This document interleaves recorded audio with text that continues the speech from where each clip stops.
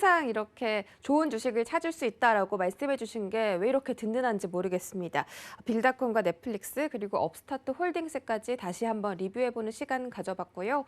본격적으로 좀 질문 넘어가 보도록 하겠습니다. 이 미국 현지에서는 지금 허리케인 아이다가 돌풍을 일으키면서 현재 피해가 심각하다고 들었습니다. 이 석유 시설까지 생산량이 80% 정도 가동이 중단되면서 석유 시장 그리고 이 크루드 오일 가격까지 좀 피해를 받는 그런 모습이었는데 아이다가 미국 선물 가격에 어떤 영향을 주고 있을까요? They've had two different effects. So if we think about futures prices from the oil standpoint, because that's a big storage area for crude oil for us and a shipping center from there to the rest of the United States. They didn't hit the oil sector that much, but what they did hit was the shipping center for barges that come out of the Mississippi River, which is, I think, the third largest river in the world. And it's our big navigation stream. So a lot of grain, corn, soybeans, wheat comes in by rail into the Mississippi River and then goes down the Mississippi River and goes out to the rest of the world. The hurricane knocked out two big plants that basically load soybeans and corn for one company, Cargill, and for another company, it knocked out one other plant.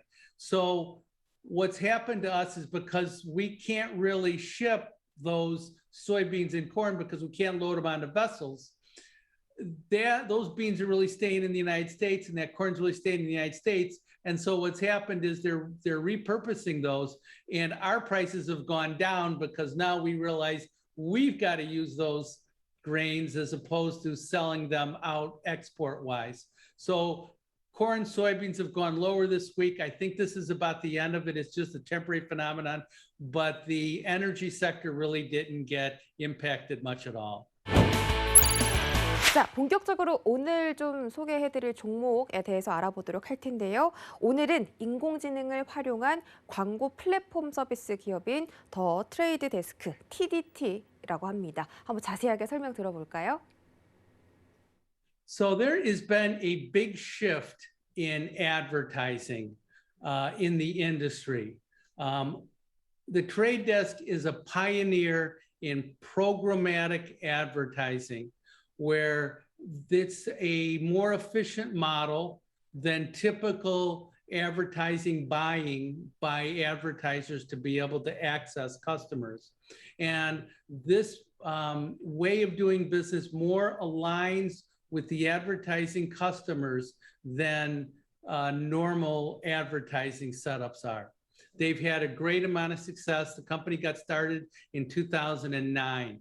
And if we just think about the basic mechanics of what the Trade Desk is a platform that is cloud-based, it does artificial intelligence, and it allows advertisers to access the specific types of customers that they want to access.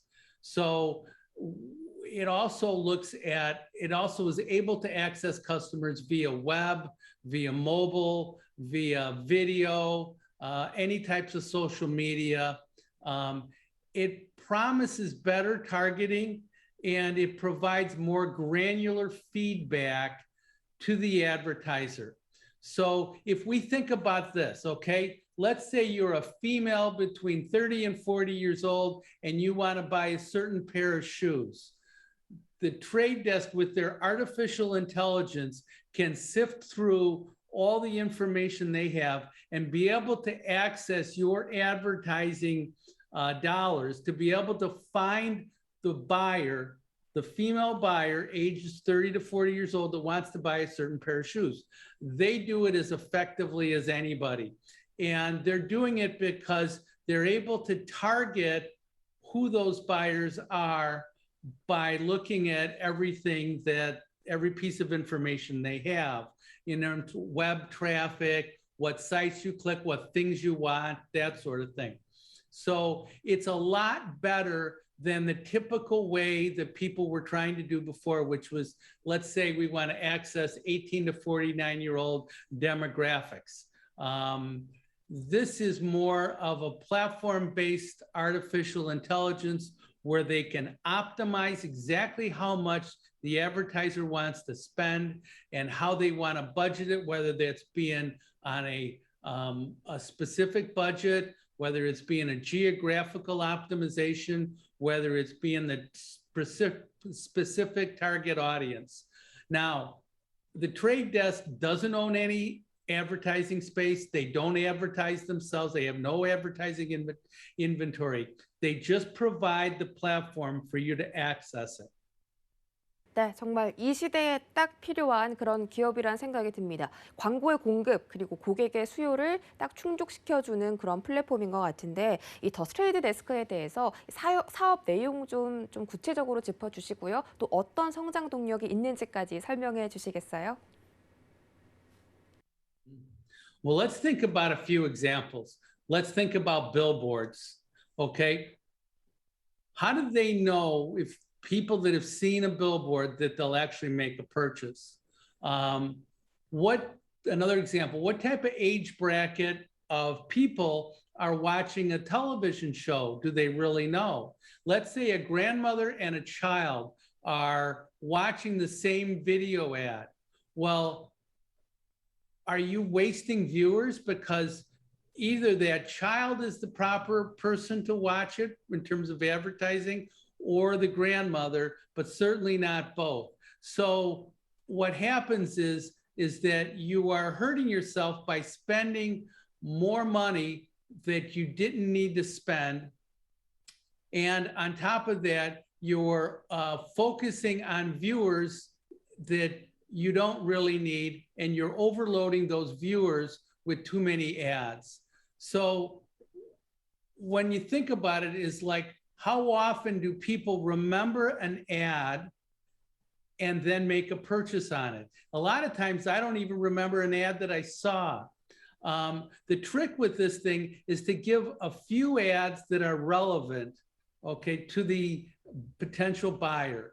And the trade desk probably does that as effectively as anybody. If we go back over the last 7 years, their customer retention rate, their advertisers are their customers. Their customer retention rate is over 95% year over year for the last 7 years. So this artificial intelligence is putting the advertisers and the customers together. It's a great model, and the way their artificial intelligence works, this constantly updating. They've already updated it 47 times this last year. So the digital ad market is about $646 billion estimated for 2024. That's a huge opportunity. The trade desk has about 836 million in total revenues. So it's a very small piece of a very large pie. The big drivers of why the trade desk can succeed are the fact that they're smart TVs, they call them CTVs, okay? Smart TVs are access to internet. Shopping ads, I'll talk about that in a second, and then the international growth. Well, the smart TVs, the trade desk right now has access into 80 million households to be able to advertise. Shopping ads, the trade desk has just done a joint